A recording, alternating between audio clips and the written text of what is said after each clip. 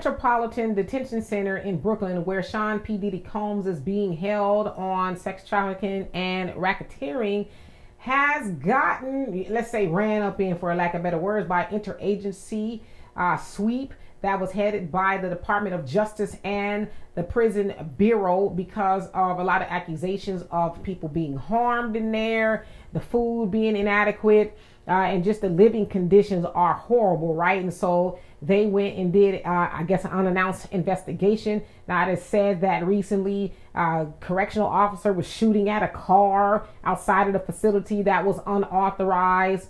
It also said that people like R. Kelly, who was housed there, is suing because he was put on suicide watch in 2022 when he was not suicidal. Sounds like, those conditions are a lot worse than the regular conditions. Sam Bankman-Fried, who was found guilty of taking investors' money through his FTX scheme, if you will. It said that because he is vegan, he had to survive for a long time on bread, peanut butter, and water because the prison does not provide vegan food.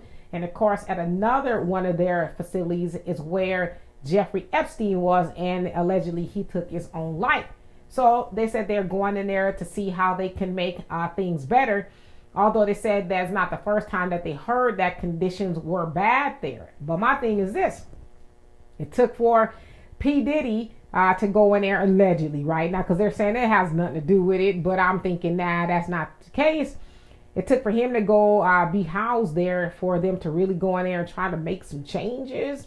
Because there's other people who aren't celebrities that have to endure horrible conditions. Not even just in Manhattan, right? Or Brooklyn. But all over the country, where prisons living conditions are horrible, where there's no not electricity, but air conditioning, heat, running water, there's mold, there's rats, there's roaches, it's just a lot, right?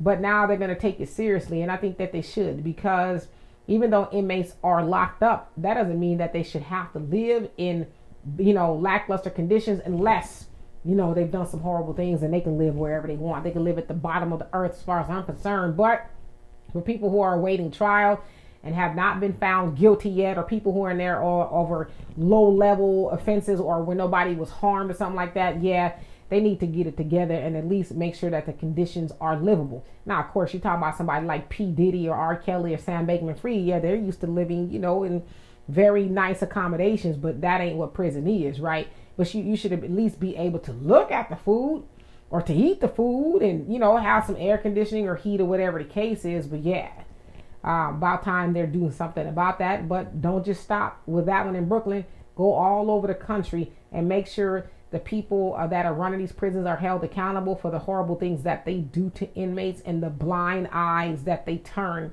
when injustices are taking place in those facilities. So anyway, y'all tell me what you think of that. And for more insightful commentary, please subscribe to this channel and my channel, The Demetra Kaye Show, here on YouTube. Peace.